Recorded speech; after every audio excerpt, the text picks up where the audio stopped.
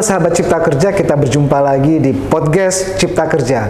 Pada bincang-bincang kali ini kita akan berbicara terkait dengan pola kemitraan. Salah satu representasi konkret dari Undang-Undang 1945 pasal 33 ayat 1 itu adalah melalui pasal 90 di dalam Undang-Undang Cipta Kerja nomor 6 tahun 2023. Sahabat Cipta Kerja, di dalam pasal tersebut disebutkan bahwa pemerintah pusat dan daerah sesuai dengan kewenangannya wajib mendukung, memfasilitasi dan juga menstimulan pola kemitraan usaha menengah dan besar dengan koperasi usaha kecil dan juga dengan mikro dalam rangka meningkatkan level usahanya. Sedemikian pentingnya aspek kemitraan dalam hal sebagai bagian dari bagaimana kita menuju Indonesia Maju 2045, bagaimana mewujudkan Indonesia dan juga masyarakat yang sejahtera. Tentunya berbagai upaya telah dilakukan oleh pemerintah pada saat ini. Nah, sahabat Cipta Kerja, pada kali ini kita akan berbincang-bincang dengan salah satu guru besar ekonomi Universitas Gadjah Mada, Profesor Gunawan Sumodiningrat. Selamat siang Prof. Gunawan. Saya izin manggilnya Prof saja, Prof. Siap, selamat siang. Bagaimana kabarnya, Prof? Faisal, kabar baik, alhamdulillah. Alhamdulillah baik. Prof, apa kegiatan Prof sekarang, Prof? Ya, sekarang kembali ke Habitat. Sekarang sudah purna tugas, jadi saya kembali ke UGM. Sudah purna tugas juga waktu itu jadi sekretaris Dewan Guru Besar, dan sekarang sudah bergabung dengan pasca sarjana. Saya mengajar di Prodi Ketahanan Nasional, jadi ngajar motivasi pada masyarakat dan ya sesuai dengan tujuan berbangsa dan bernegara. Siap, siap, Prof. Terima kasih banyak, Prof. Prof, kalau kita berbicara terkait dengan aspek kemitraan, inline dengan apa yang sekarang sedang menjadi target pemerintah. Target pemerintah itu adalah 0% kemiskinan ekstrim itu di tahun 2024. Nah, menurut Prof Gun, apakah salah satu upaya yang dilakukan pemerintah terkait dengan penguatan pola kemitraan ini menjadi solusi, menjadi booster, menjadi dorongan agar target pemerintah kemiskinan ekstrim 0% itu di tahun 2024 dapat terrealisasi? Ya, ini satu statement harapan yang luar biasa, yang benar sekali. Bukannya bisa, harus dicapai bahwa kemiskinan ekstrim itu harus tidak ada. Yang ada itu kemiskinan relatif. Kalau kemiskinan relatif nggak akan selesai. Tapi kemiskinan ekstrim atau kemiskinan absolut mestinya itu tidak ada. Kenapa demikian? Karena saya setelah kembali ke Universitas Gadjah Mada, lebih banyak saya merenung itu tentang tujuan berbangsa dan bernegara. Itu harus ditata kembali pemahaman tentang berbangsa dan bernegara. Saya melihat bahwa harus dimulai dengan falsafah hidup. Jadi falsafah hidup itu orang harus sadar siapa kita, mau kemana, dan bagaimana caranya. Kalau kita menggunakan falsafah itu, manusia itu adalah ciptaan Tuhan yang paling sempurna. Karena sempurna berarti ya harus bisa melakukan segalanya. Yang berarti tidak ada kemiskinan itu. Jadi orang yang miskin kan diukur saja dari kondisi fisik, yaitu dari pendapatan, karena dia tidak bekerja, tidak berpendapatan, akhirnya dia miskin. Itu kemiskinan absolut namanya. Jadi kalau dengan harapan tadi, berarti kemiskinan absolut harusnya tidak ada. Kalau masyarakat itu paham dengan hakikat hidup, yaitu setiap orang harus bekerja, harus berpendapatan, dan dia harus bisa memenuhi kebutuhan hidupnya sendiri. Inilah yang harus, upaya yang nomor satu yang harus dilakukan adalah menata cara pandang, mindsetnya, yang selama ini belum dilakukan hal seperti itu. Program pemerintah selalu dipaksakan dari pemerintah. Harusnya dibangkitkan dari masyarakat sendiri tentang sadar hidup benar itu. Baik Prof, kalau kita berbicara terkait dengan falsafah hidup tadi sudah disampaikan oleh Prof Gun bahwa Indonesia juga ada falsafah yang harus dipedomani, salah satu adalah Pancasila. Nah, ekonomi Pancasila ini yang selama ini menjadi dasar bagaimana kita berekonomi di Indonesia, itu seberapa penting memandang aspek kemitraan dalam hal menuju tujuan dari bangsa dan negara kita. Nah, kalau kita berbicara filsafat, itulah yang harus dicari. Ya. Apa makna dari Pancasila itu? Betul. Itu dulu. Ya. Apa artinya? Jadi bukan hanya secara tertulis saja, tetapi maksudnya apa? Betul. Kalau kita menggunakan seperti tadi, pertanyaan pertama adalah tidak ada kemiskinan, yaitu falsafat tadi. Nggak ada kemiskinan karena semua orang ciptaan Tuhan yang paling sempurna, yang berarti dia harus bisa memenuhi kebutuhan hidup sendiri. Kebutuhan minimal. Semuanya, Ya. tidak hanya minimal, minimum kebutuhan hidup dasar, Ya. yang berarti harus bekerja. Betul. Ya, dengan menggunakan filsafat itu, falsafah Pancasila dimulai dari cara pandang. Itu nanti akan menjadi dimulai dari cara pandang, menjadi filsafat, menjadi kesepakatan, akhirnya menjadi dasar peraturan, dan akhirnya menjadi dasar negara. Nah, ini kalau dari epistemologi, ilmu filsafat, sumber-sumber ilmu itu, ilmu filsafat kehidupan. Yang kedua harus dilandasi dengan paradigma ilmu pengetahuan, yaitu harus masuk akal, logis. Yang kedua harus disepakati bersama, teoritis. Yang ketiga harus ada buktinya. Nah, tiga ini yang harus dipegang. Itu yang dasarnya. Nah, dalam sekali Prof, ini dalam sekali Prof. Inilah yang sebetulnya harus kita pahami kalau kita akan membangun bangsa kita. Pancasila sudah jadi dasar negara, sudah menjadi filsafat. Tapi kita tidak paham. Jadi berbagai macam kebijakan kalau tidak berdasarkan Pancasila, tanpa filosofi ini nggak ketemu. Isinya perdebatan. Padahal Pancasila kan sudah dituliskan di dalam pembukaan Undang Dasar 45, dan Undang Dasar 45 itu cermin dari cita-cita berbangsa dan bernegara. Kemerdekaan. Merdeka, setelah merdeka kita akan membangun bangsa kita. Melindungi warganya, memajukan kesejahteraan umum, mencerdaskan kehidupan bangsa, menjaga ketertiban dunia berdasarkan Pancasila. Jadi 4 tujuan ini dasarnya Pancasila. Pancasila yang mana? Pancasila yang berdasarkan filosofi tadi, yaitu mantra hidup. Manusia meniru sifat-sifatnya, menciptakan manusia baru yang adil dan beradab. Itu dipegang dulu. Kalau itu dipegang, baru kita sampaikan kepada masyarakat semuanya. Dimulai dari dirinya sendiri, keluarga, diri sendiri dengan diri sendiri, jadi keluarga, pernikahan, keluarga dengan keluarga membentuk komunitas, komunitas dengan komunitas membentuk pemerintahan, pemerintahan yang paling rendah namanya desa, desa dengan desa bergabung jadi kecamatan, kecamatan dengan kecamatan gabung jadi kabupaten, kabupaten dengan kabupaten gabung jadi provinsi, provinsi dengan provinsi bergabung menjadi Negara Kesatuan Republik Indonesia. Itulah filsafat yang dilandasi dengan paradigma ilmu pengetahuan, logis, teoritis, empiris. Nah, itulah yang dibuktikan. Siap. Baik, Prof, terima kasih Prof. Ini dalam sekali kalau kita bicara filsafat Prof. Tapi kita mau geser sedikit Prof. Prof itu sering berbicara terkait dengan untuk mewujudkan aspek kemitraan ini di dalam Undang-Undang Cipta Kerja yang perlu didukung setidaknya itu ada 5 pentahelic collaboration. Itu A, B, C, G, F. Gitu kan.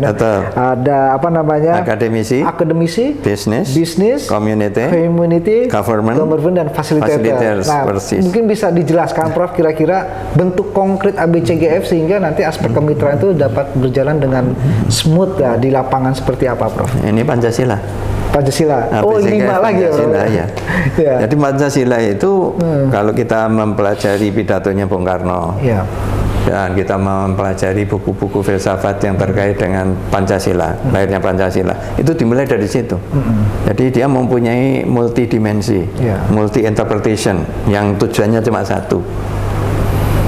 Nama Mayu Hayuning Bawono, berbuat serba baik, meniru sifat-sifat Tuhan. Jadi nomor 1 adalah ketuhanan yang Maha Esa. Nah, ketuhanan yang Maha Esa itu apa? Ini simbolnya pemimpin. bukan pemimpin seperti ini, pemimpin ini kalau dicampurkan ABCGF itu pemimpin yang dengan multidimensi yang lain, pentahelix yang lain, itu akademisi, bisnis, community, government, dan fasilitator. Tapi juga bisa berarti kalau dalam kehidupan Jawa, ini pemimpin itu yang terbaik, pemerintah. Ini orang pinter, cerdik pandai. Ini adalah ulama. Ini adalah orang kaya, bisnismen, dan ini rakyat. Nah, ini dimensi yang agak sedikit berbeda tapi sama. Nah, dia akan ketemu di situ. Jadi pemimpin harus serba baik. Artinya apa? Meniru sifat-sifat Tuhan. Nomor satu itu pemimpin harus punya sifat Tuhan. Wakil Tuhan. Wakil Tuhan. Nah, kalau wakil Tuhan itu apa?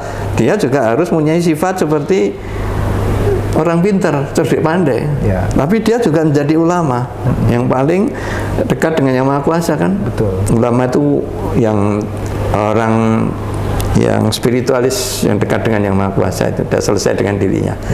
Tapi dia juga harus jadi businessman, karena kalau dia tidak kaya nggak bisa. Betul. Maka simbolnya cincin ini. Cincinnya ini kaya pakai cincin, ini hanya simbol saja. Ini karena epistemologi. Lalu rakyat simbolnya kelingking, kan jari kecil. Seringkali kan tidak punya arti. Tapi ini dalam kehidupan ini sangat menentukan. Nah, dengan Pancasila ini sendiri sudah mewujudkan satu kemitraan, kebersamaan. Memang kemitraan tadi di dalam diskusi juga dibahas berbagai macam pemahaman kemitraan ya. Ada kemitraan yang transisional, ada yang kemitraan transaksional, macam-macam itu. Itu sifat manusia yang berbeda-beda. Tapi harus menjadi satu. Memang bineka, tapi harus tunggal ika. Setelah tunggal ika, Tandana Dharma Mangroha. Itu nanti kita bahas, akan ketemu di situ. Ini saja sudah menunjukkan kemitraan dengan paham Pancasila itu. Manusia hidup tidak sendiri. Tidak bisa sendiri. Tidak sendiri. Paling tidak manusia dilahirkan oleh Sang Maha Pencipta. Sang Pencipta menciptakan orang tua. Jadi dari Tuhan menciptakan manusia, manusia menciptakan manusia baru yang adil dan beradab tadi. Nah, ini kemitraan juga. Jadi kemitraan nomor satu, kemitraan manusia dengan Tuhannya. Yang kedua, kemitraan manusia dengan sesama manusia, yaitu dengan orang tuanya. Dan orang tua sendiri juga bermitra antara suami istri tadi. Laki dan perempuan jadi satu, berkeluarga, keluarga jadi komunitas tadi. Jadi kalau nanti di dalam bahasa agama kan belum minal hubungan Tuhan dengan hubungan sesama manusia, itu kemitraan juga. Prof. Nah, ini kalau disingkat di situ dulu. Itu, Prof. Baik, Prof.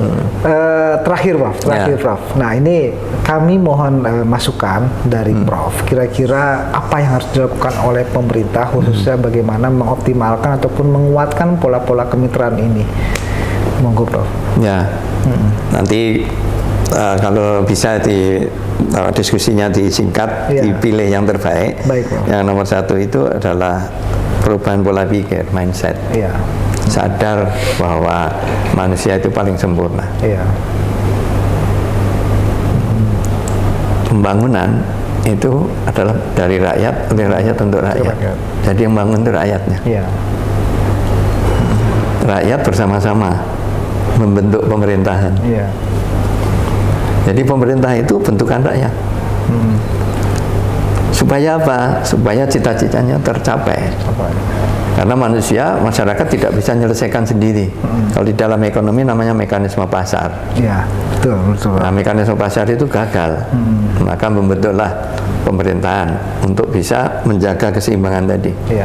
Apa mekanisme pasar? Indikatornya sangat sederhana.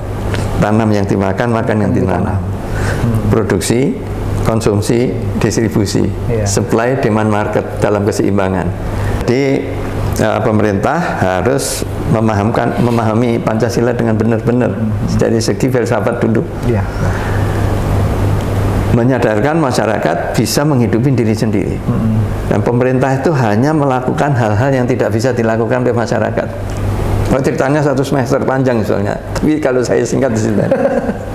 Jadi pemerintah tugasnya memfasilitasi saja, menyadarkan inilah Undang-Undang Cipta Kerja itu satu undang-undang yang menciptakan kesempatan kerja. Apa artinya kesempatan kerja? Orang hidup itu harus kerja, harus untung, harus nabung. Iya. Tabungannya jadi investasi, investasinya jadi teknologi, teknologi untuk inovasi, inovasinya untuk pertumbuhannya lebih tinggi. Itu yang ditanamkan. Iya.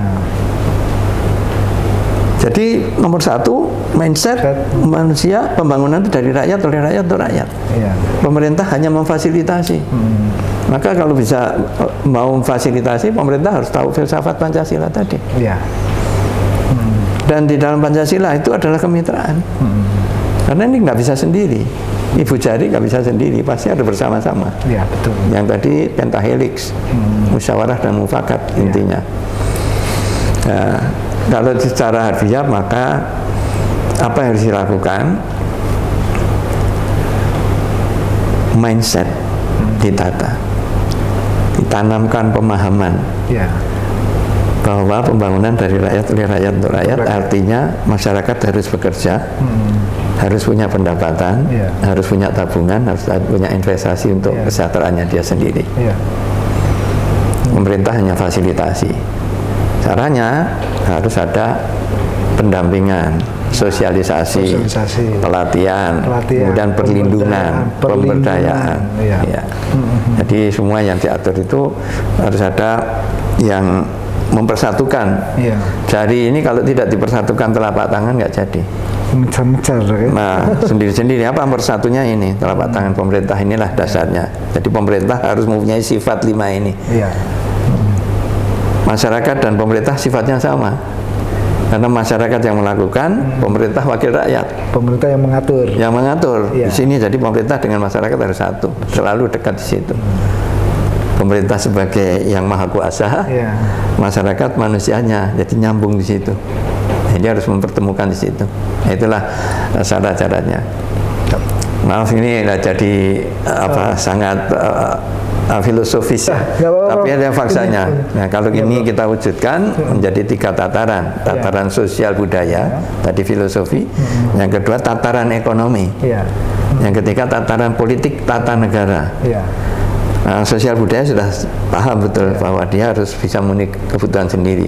Ekonomi sangat sederhana, kerja untuk nabung. Supply, demand, market, produksi, konsumsi, distribusi. Jadi semua harus menciptakan kesempatan kerja untuk dirinya sendiri. Ini jadikan satu kesepakatan, satu kesimpulan, lalu menjadikan pedoman bertata negara, pedoman berbangsa dan bernegara. Jadilah Undang-Undang Cipta Kerja. Baik, terima kasih banyak Prof. Jadi kalau bisa saya simpulkan tadi apa sih yang harus dilakukan oleh pemerintah pada saat ini untuk menguatkan aspek ataupun pola kemitraan? Yang pertama adalah bagaimana pemerintah bersama-sama masyarakat, bersama-sama. Artinya ini kemitraan juga bersama-sama dapat mengubah pola pikir, mindset terkait dengan kemitraan itu sendiri. Tidak bisa pemerintah jalan sendiri. Pemerintah harus menggandeng akademisi, harus bersama-sama dengan community, kemudian dengan government, kemudian dengan government, kemudian fasilitator pengusaha, termasuk juga dari sisi keagamaan juga perlu juga alim ulama dan lain sebagainya. Nah, lalu yang kedua adalah bagaimana pemerintah harus menjalankan fungsi sebagai fasilitator, betul, menghubungkan mix and match antara supply dengan demand, antara pengusaha kecil mikro dengan pengusaha menengah dan juga besar. Kemudian yang ketiga adalah pemerintah ini harus sangat penting. Tadi sebagaimana Prof sampaikan, pemerintah harus dapat melindungi, pemerintah harus dapat memudahkan, dan juga pemerintah harus dapat memberikan pemberdayaan melalui melalui berbagai sistem kemudahan yang dibuat oleh pemerintah. Salah satunya adalah melalui mekanisme Undang-Undang Cipta Kerja beserta dengan aturan turunannya. Prof, terima kasih sekali lagi Prof. Semoga Prof sehat terus, sukses dan juga tetap semangat Prof untuk memberikan ilmunya kepada semua masyarakat. Terima kasih Prof. Terima kasih. Baik Prof. Terima kasih Prof. Prof Gun. Terima kasih. Demikian sahabat Cipta Kerja, podcast kita pada kali ini. Kita akan kembali lagi dengan podcast selanjutnya. Wabillahi taufik wal hidayah. Wassalamualaikum warahmatullahi wabarakatuh.